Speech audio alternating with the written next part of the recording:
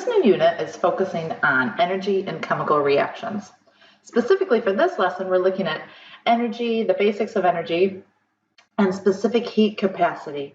So the goals for this section, we're going to recognize and use the language of thermodynamics, so the system and its surroundings, exothermic and endothermic reactions, as well as describing the nature of energy transfers as heat, understanding the sign conventions of thermodynamics, and using specific heat capacity and calculations of energy transfers as heat involving temperature changes. We can see the importance of energy and how it's evident in our everyday lives.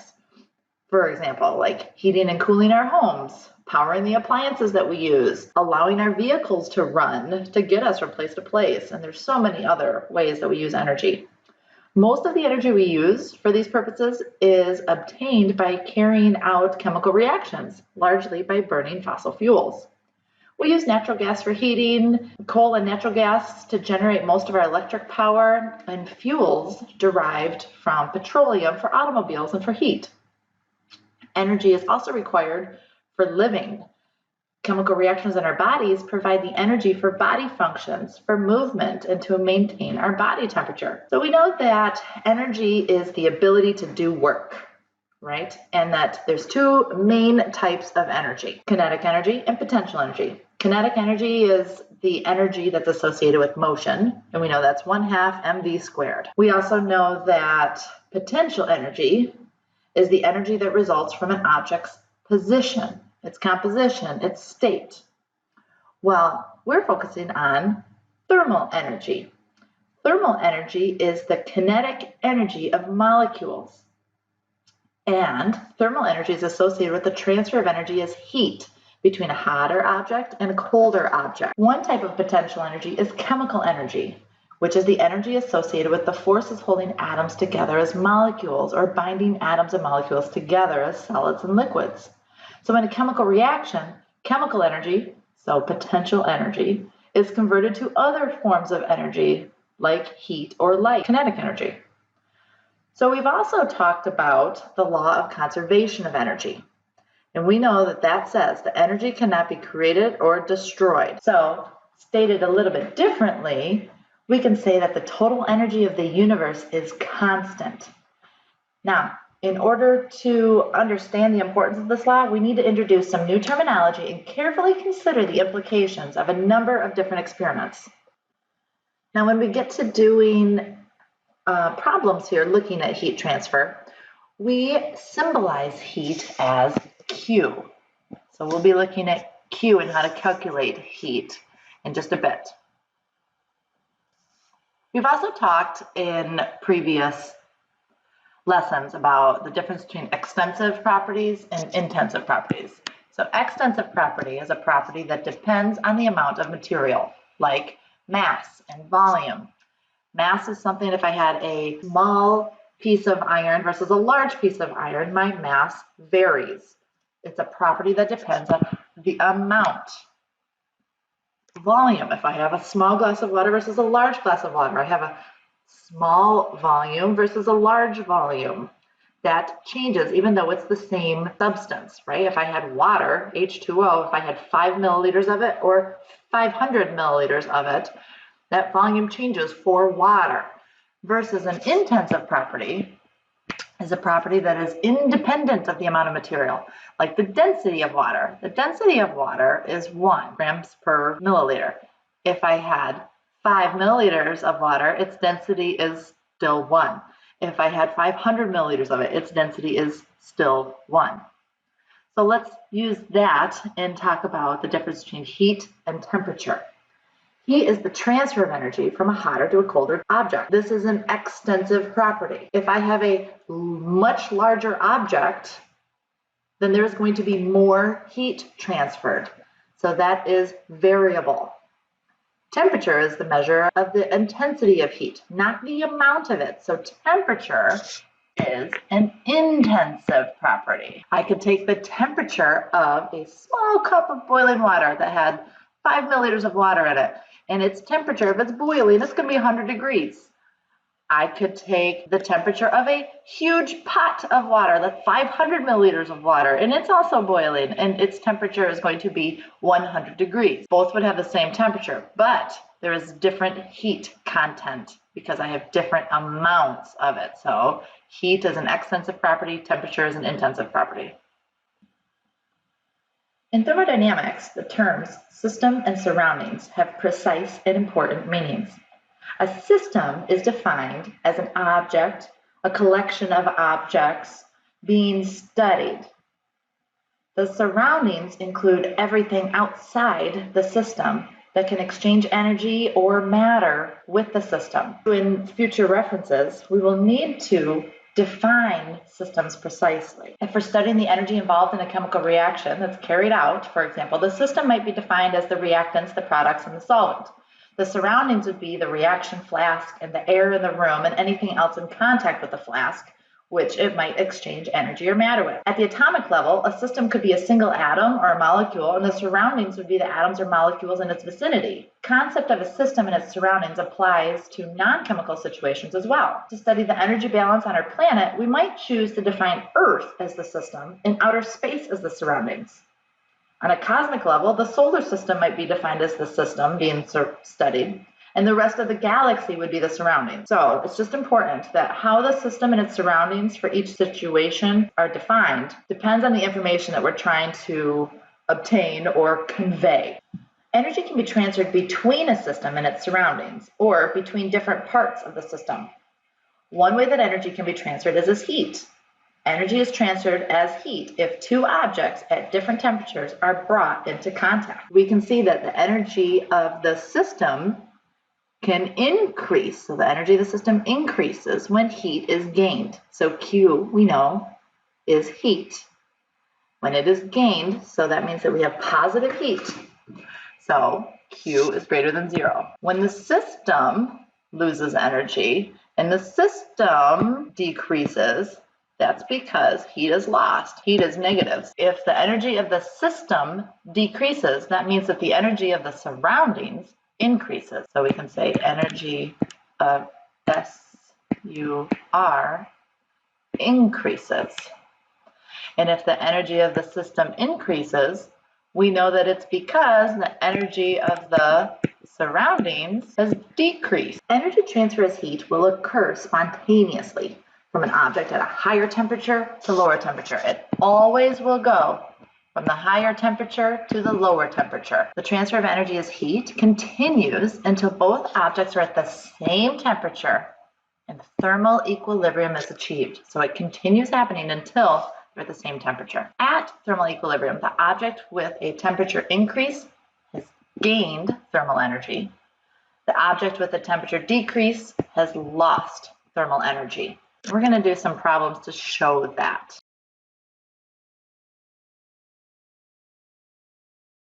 Let's see what happens when cold water is mixed in hot water. In cold water, water particles have less vibration and thus they have low temperature, whereas in hot water, particles vibrate very fast and thus they have high temperature. When we mix cold water into hot water, high vibrations of hot water particles cause increase in vibration of particles in cold water. In this process, vibrations of hot water particles reduce and vibrations of cold water particles increase. And thus the temperature of cold water particle increases whereas temperature of hot water particles decreases. In other words, we can say that heat energy decreases for hot water particles whereas it increases for cold water particles. It can be inferred that heat energy gets transferred from high temperature particles to low temperature particles. This transfer of energy is known as flow of heat. Heat flows from high temperature to low temperature region. After some time, temperature of both cold and hot particles will become equal. This state is known as thermal equilibrium. But to describe those objects that are gaining and losing energy, we can see this. If I have an exothermic reaction, that means energy is transferred from the system to the surroundings. So energy is of the system is decreasing, right? Because energy is leaving the system, so it's decreasing for the system. The energy of the surroundings increases. So the Q of the system is less than 0. That means it's exothermic. An endothermic reaction, like ice melting, energy is transferred from the surroundings to the system. So my system is endothermic if Q is greater than 0, right? It takes heat, we can see this Bunsen burner flame, it takes heat from the surroundings and is being added to the system. Therefore, this is an endothermic reaction. The energy of the system increases, the energy of the surrounding decreases. I really like this video as an intro to thermochemistry. If you don't have time for this extra 5 minutes, feel free to skip ahead 5 minutes in the video lecture to continue with your notes. So if you were to ask somebody to think about a chemical reaction, or you yourself were to think about a chemical reaction, you'd probably come up with an explosion or maybe even the production of fire. Didn't know I could do that. Anyway, we understand that in some chemical reactions there's an output of energy either in the form of heat or light. And if we think about it, we could also understand that there are some processes that require an input of energy. I mean, think about ice melting, for example. It requires that energy be input in order to change from one state to another. So within chemical changes and even physical changes, we understand that there's energy involved. Now, the study of this energy, at least as it relates to chemical reactions or chemical processes, is what we call thermochemistry. But just where does this energy come from? So what I have here are two magnets. Now, if we think about a chemical bond, as a chemical bond is being broken, much like these magnets, it takes energy to overcome the attractive forces. And when new bonds form, we can hear that energy is released as a result of these two forces coming together, or these two substances coming together in forming that bond. So if we think about this as an analogy to a chemical bond, it takes energy to break chemical bonds, and energy is released when bonds form. Now there's going to be a discrepancy or a difference in these two values, and whatever that is ultimately going to result in a net release of energy to the surroundings or a net requirement of energy from the surroundings. And if there's a net release of energy to the surroundings, especially if it's a large amount, we're going to get heat and light being produced. And this type of reaction is something that we call an exothermic reaction. Think about things exiting or leaving. So in this case, we're talking about energy or heat being lost to the surroundings. And we sometimes see that in the form of heat or light. But in the reverse process of that, let's say that there's a net energy being absorbed to that particular chemical system or that process. In that case, we have an overall energy input from the surroundings into that chemical reaction or that process, and we say that that is endothermic. So we have two types of reactions that we can talk about when we look at thermochemistry. Again, we have exothermic reactions where there's a net release of energy to the surroundings, and we have endothermic processes where there is a net absorption or taking in of energy from its surroundings. So just as we use balanced chemical equations to represent how and what reactants form what products and in what ratios, we're now going to include energy or heat into these balanced chemical equations as something called thermochemical equations. And there's a few ways that we can represent this. The first is to include our energy within the chemical equation itself. So, for an endothermic process where energy is put in, we see this energy included on the reactant side. For an exothermic reaction in which energy is going to be released or produced as a result of this chemical reaction, we're going to see it on the product side. There's also another way when we start to quantify this, we can remove it and treat it as something that we call enthalpy. Now, enthalpy is a little bit challenging to explain, but ultimately for our purposes in introductory chemistry, it's effectively the heat or energy that's required or the heat or the energy that's released as a result of a chemical process. So there is no zero value, but what we can measure is the change in the overall enthalpy by figuring out how much heat is lost or gained. So when we go to include this in a thermochemical equation, those that are exothermic see a net loss of enthalpy because they are losing energy or heat to the surroundings. And as a result, we see this delta H as a negative sign. Whereas for an endothermic reaction, energy or heat is put into the system, and as a result, it's gained, and so we see that it has a positive value when we put its delta H into that equation. Now, there is another way that we can represent what goes on in a thermochemical process, and that's using something called an enthalpy diagram.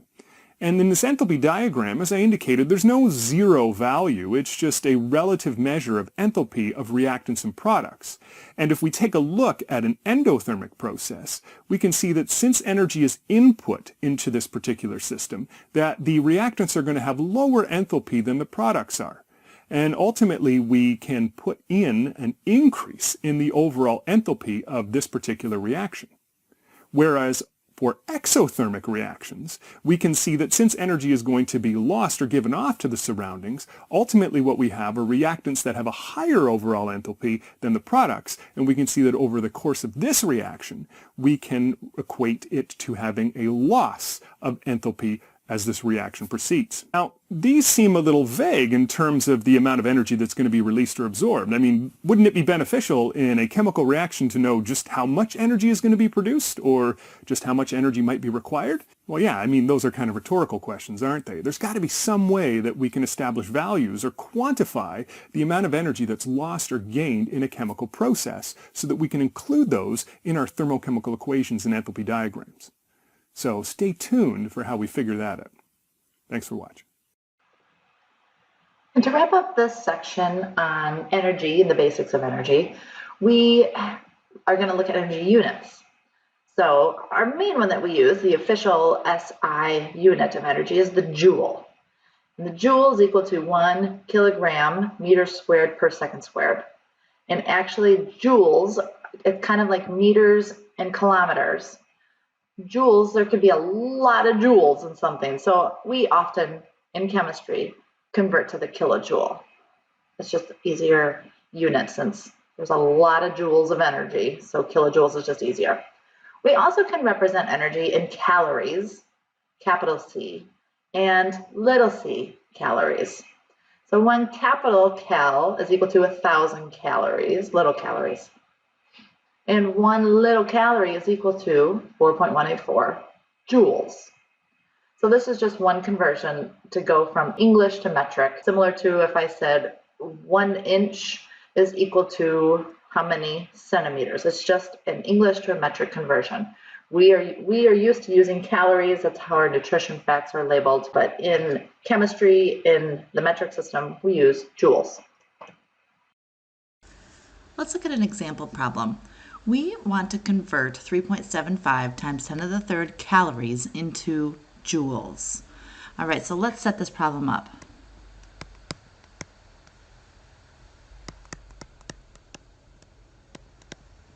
Now this is little calories. And if we were to look back, we would see that in 1 little cal, there was 4.184 joules. So we just need to multiply across and divide by 1. Notice that little cals and little cals will cancel out, leaving me, my calculator would tell me 15606.32 joules. I want to end with 3 significant figures, so 1, 2, 3. So I would be left with 15,600 joules. And oftentimes when we have this many joules, we would also report it in kilojoules, which divided by 1,000 would be 15.6 kilojoules. So let's answer this question. Suppose we're studying a reaction occurring in a beaker on a table in the laboratory. What constitutes as the surroundings? The laboratory, the universe without the contents of the beaker, the whole universe, or the table? What do you think?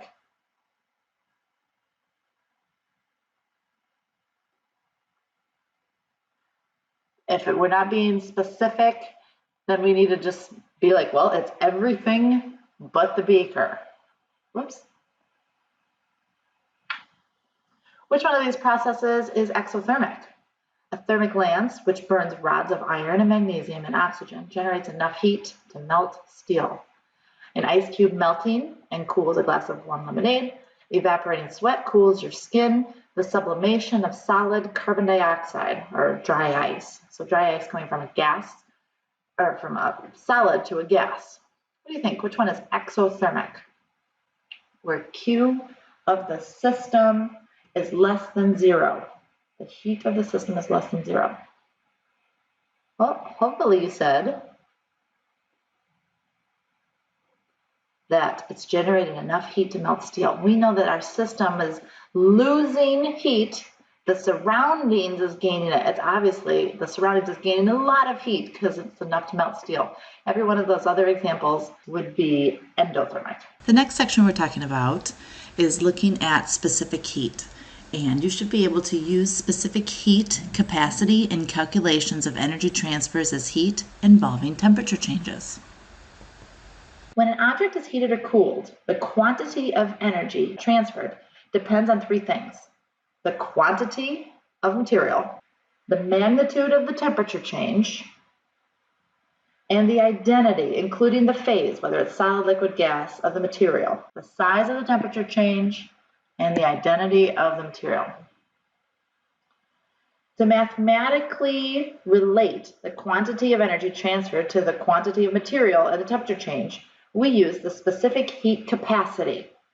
That's defined as the energy transferred as heat required to raise the temperature of 1 gram of a substance by 1 Kelvin, or by 1 degree Celsius. We know that the change in 1 degree Celsius is equal to the change of 1 Kelvin. So we can say either or. In like density, specific heat capacity is an intensive property. I can have a small amount of water or a huge amount of water, but the specific heat is constant. Here are some specific heat capacities of common materials, so things that we'll be using. We tend to, in our chemistry class, we really focus on the specific heat capacity that's in joules per gram Kelvin or joules per gram degree Celsius. There are molar heat capacities, which is looking at the amount of energy transferred as heat and raising the temperature of 1 mole of a substance by 1 Kelvin. We will not be using that as much. For the most part, all of the questions that we will be dealing with is you're given 5 grams of copper, and so we would use our specific heat that's in joules per gram Kelvin. Getting into moles is just one more step. So here, how do we find heat? Mathematically, the energy gained or lost as heat when a given mass of a substance is warmed or cooled can be calculated by Q equals M times C times delta T, where M is the mass, C is our specific heat, delta T means the change in temperature. And when we're finding the change in temperature, we always do the final temperature minus the initial temperature. And that might not always be the bigger number minus the smaller number. If something is cooling down, let's say that my final temperature was 23 degrees Celsius, but my initial temperature was 40. I can have a negative delta T, and that's okay, all right? If I have a negative delta T times a positive specific heat times a positive mass, my Q will be negative, and that's okay. We want that. If our Q is negative, that's telling me that I have an exothermic reaction. It is giving off heat. So using that equation, Q equals M times C times delta T. We can use lowercase or capital, actually. Either, you'll see either. M times C times delta T. So we're given the specific heat of water as 4.184 joules per grams degrees Celsius, or joules per gram Kelvin. Again, either one, joules per gram degrees Celsius. So knowing this, I want you to try 3 different problems to see if you can solve. So this one, we're solving for Q, we're solving for energy. If 50 grams of water is warmed from 25.3 degrees Celsius to 33.7 degrees Celsius, what quantity of energy has been transferred to heat the water? So I want you to try this problem, pause, and I also want you to try 2 others, and we'll go over all at the same time.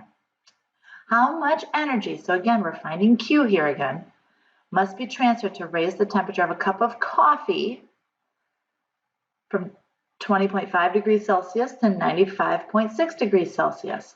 Assume that water and coffee have the same density and specific heat capacity. And the third one, you did an experiment in which you found that 59.8 joules was required to raise the temperature of 25 grams of ethylene glycol, which is a compound used as antifreeze in car engines, by 1 Kelvin. Calculate the specific heat capacity of ethylene glycol from these data. So see if you can solve those 3 problems, and then I'll check back in a minute. So when it comes to solving problems like this, I like to write down, what do I know? I've got my Q, my M, my C, and my delta T. Let's see what we're given, because in order to solve for problems, we have to be given everything except for one piece of information. So it says if 50 grams of water, and I know that 50 grams is a unit of mass. There we go. And it says it's warmed from, so that means that my initial temperature was 25.3 degrees Celsius to, so the final temperature is 33.7 degrees Celsius. What quantity of energy has been transferred to heat the water? So my Q is question mark, which means we must be given C. And oh yeah, if we look up above, it says C for water is 4.184 joules per gram degrees Celsius. So let's find our delta T, our TF minus TI. So we're going to do 33.7 minus 25.3. Let's get that number here to get 8.4 degrees Celsius. And that's a positive number. And a positive number is telling me that energy is being gained, right? If I had a negative, that would tell me that the energy of my system was decreasing. So I've got everything I need here to plug it into M times C times delta T. So Q is equal to 50 grams, my M, my C 4.184 joules per gram degrees Celsius, and delta T was 8.4 degrees Celsius. And if we look, we can see that all of our units are canceling, grams, grams, Celsius, Celsius, except joules, which is what our final answer will be in. So now we just need to plug and chug. And I get 1757.28 joules. Now we need to think about significant figures. We were given 3 for our temperature, 4 for the specific heat, and 1 for our mass, 50 grams.